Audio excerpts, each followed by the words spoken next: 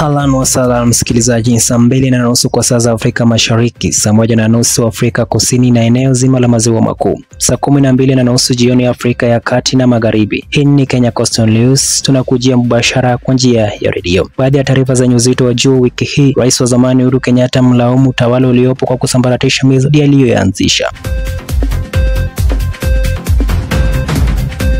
Lazarus Chakwera ameona vumbi kwenye uchaguzi wa Septemba 16.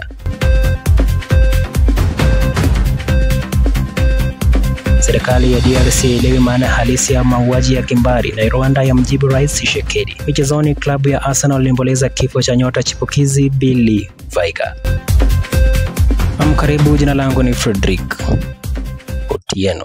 Rais wa Malawi Lazarus Chakwera sasa hana budi ila kuondoka madarakani baada ya kushindwa kwa 57% na Peter Mutharika ambaye pia alikuwa rais wa zamani. Marion Kipnusu anafungua jarida na taarifa hiyo kutoka Lilongwe. I called Professor Mutharika directly to congratulate him on his historic victory and to wish him well in his upcoming tenure as the 7th president of the Republic of Malawi. Rais wa Malawi Lazarus Chakwera amekubali matokeo ya uchaguzi wa urais wa Septemba tarehe 16 yaliyompa ushindi kiongozi wa zamani wa taifa hilo Peter Mutharika. Katika hotuba yake kwa taifa Septemba tarehe 24, Chakwera alitangaza kuwa yuko tayari kwa makabidhiano ya madaraka, akisisitiza kuwa uamuzi wake unatokana na heshima kwa katiba ya nchi na matakwa ya wananchi waliompigia kura mabadiliko ya serikali. I have done this because I accept the results of the presidential election that the Malawi Electoral Commission has already validated and released, just as I will accept the final result that the commission is scheduled to announce at 2 p.m.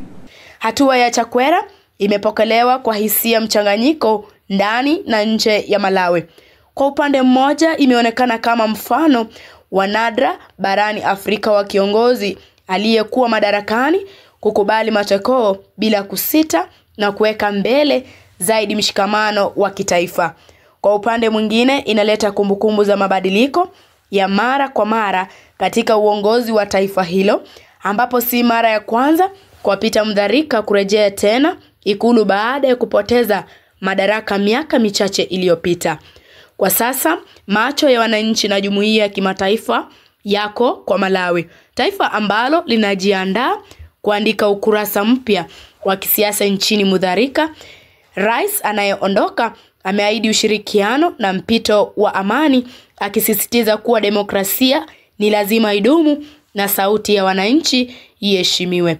And so it is only right that I concede defeat out of respect for your will as citizens and out of respect for the Constitution. Marion Kipnusu, Kenya Coastal News. Kwingineko ni kwamba serikali ya Madagascar imetangaza amri ya kutotoka nje inayolenga kudhibiti maandamano ya fujo yaliyosababishwa na ukosefu mara kwa mara wa umeme na maji. Tangazo hilo lilitolewa usiku wa Alhamisi na kikosi cha usalama cha pamoja 5 kinachojumuisha polisi na jeshi, ambapo lieleza kuwa ghasia zimekuwa zikitumiwa na baadhi ya watu kuharibu mali ya raia. Kwa mujibu wa taarifa hiyo, amri ya kutotoka nje itaanza kuanzia saa 1 jioni hadi saa 11 alfajiri na itaendelea hadi pale hali ya usalama itakapodhibitiwa. Hatua hii inachukuliwa kama moja ya mikakati ya kulinda usalama wa wananchi na mali zao, huku mamlaka zikiendelea kutafuta suluhisho la kudumu kwa changamoto za huduma za kimsingi.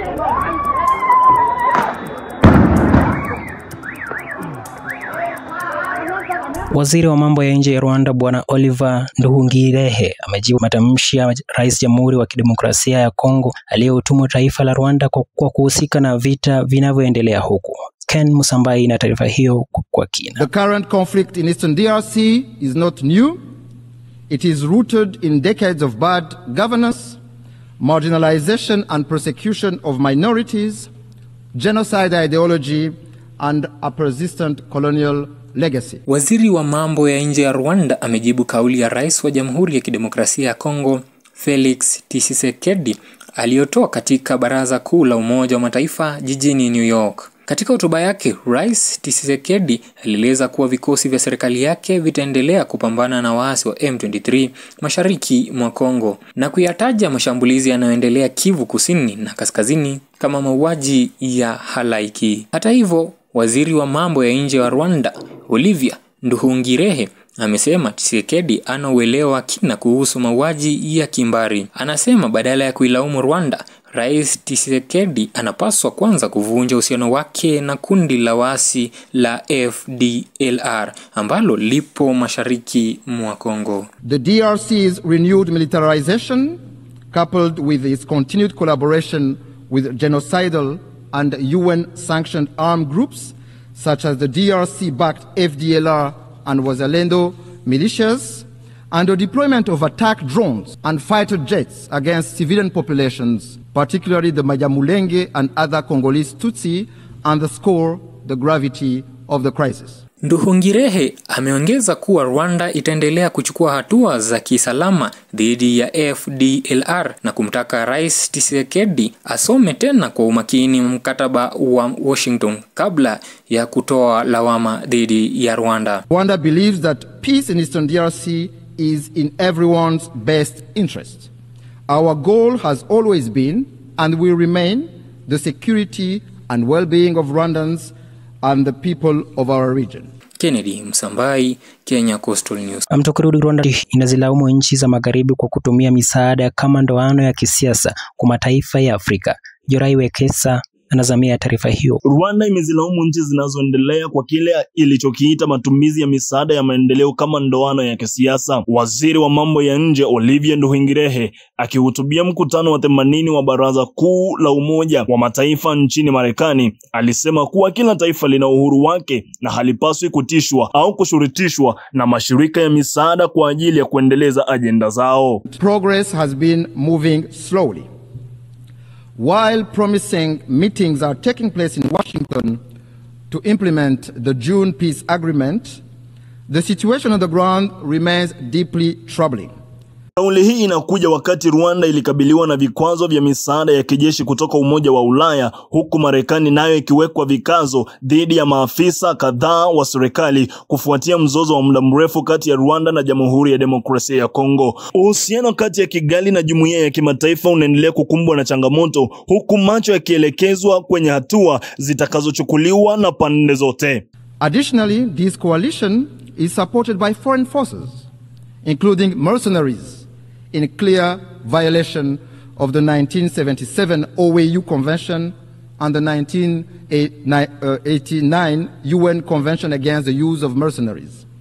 Rwanda condemns these developments and calls... Jorai Wekesa. Tukiangazia taarifa kutoka Kenya na kwamba Rais wa Kenya William Ruto wiki hii ametumia jukwaa la mkutano mkuu wa Umoja wa Mataifa unaoendelea jijini New York kutoa wito wa amani na haki katika ukanda wa Gaza.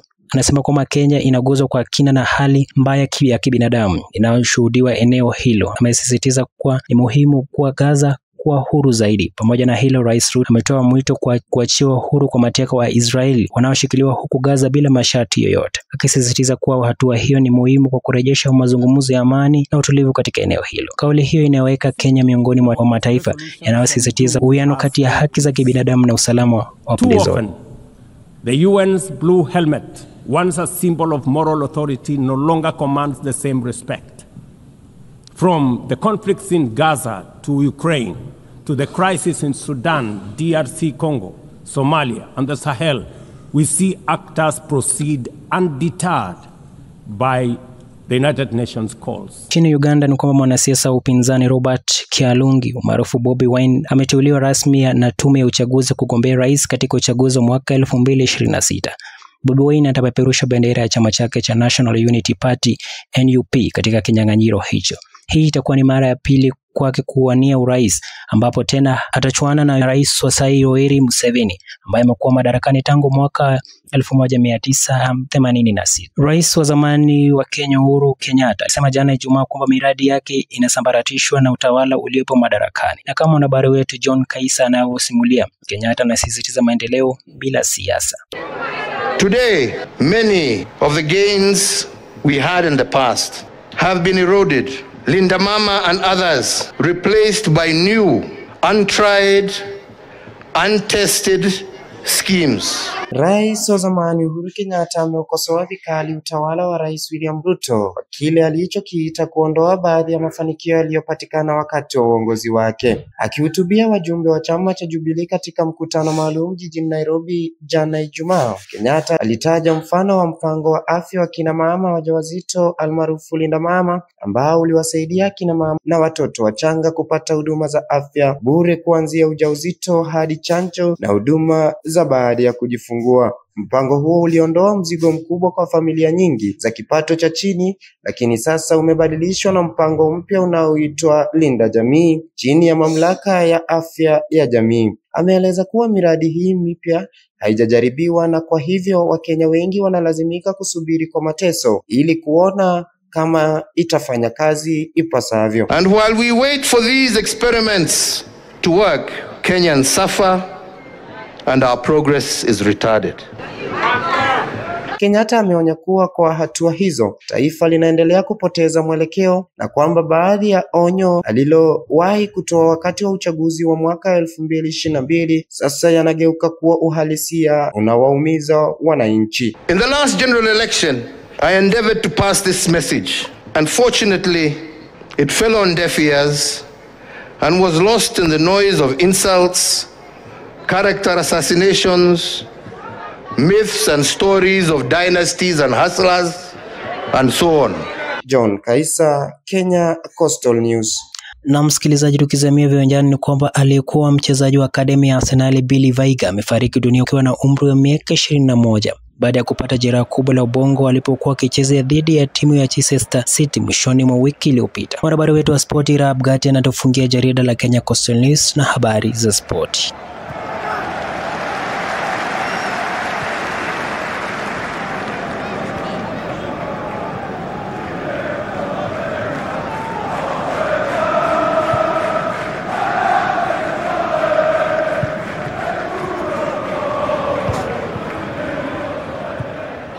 Kutoka uwanjani hadi studioni napokea kwa masikitiko makubwa taarifa za huzuni kutoka ulimwengu wa kandanda. Mimi ni Rahab Gati. Billy Viger, mchezaji chipukizi mwenye umri wa miaka 21, alichezea klabu ya Manchester City na ambaye hapo awali alikuwa katika akademia ya Arsenal, amefariki dunia kufuatia jeraha baya la kichwa alilopata wakati wa mechi. Tukio hilo lilitokea wakati wa pambano la ligi ya Ismian dhidi ya Wingate na Vincelli. Viger alizimia uwanjani na kukimbizwa hospitalini ambapo aliwekwa katika hali ya usingizi kwa matibabu na kufanyiwa upasuaji wa dharura. Hata hivyo, licha ya juhudi za madaktari, alifariki dunia Alhamisi asubuhi. Viger alijulikana kwa uwezo wake mkubwa, nidhamu na unyenyekevu ndani na nje ya uwanja. Ingawa alikuwa mchanga, wengi walimuona kama nyota baadaye wa soka la Uingereza. Klabu ya Manchester City imetoa taarifa majonzi ikimwelezea kama kijana mzuri mwenye moyo wa kipekee. Arsenal pia imeeleza huzuni yake ikitoa pole kwa familia yake na wote walioguzwa na msiba huu. Heshima ya dakika moja ya kimya inatarajiwa kuadhimishwa kwenye viwanja mbalimbali weekend hii kumkumbuka Billy Viger. Ni huzuni kubwa katika kandanda. Ametoka akiwa na miaka 21 pekee, huku mchezaji wa timu ya Manchester United Amad Diallo amempoteza mmoja wa familia yake, hatua ambayo imemlazimu kusafiri nyumbani. Kufika hapo na kata mikatale ya spoti. Mimi ni Rahab Gati.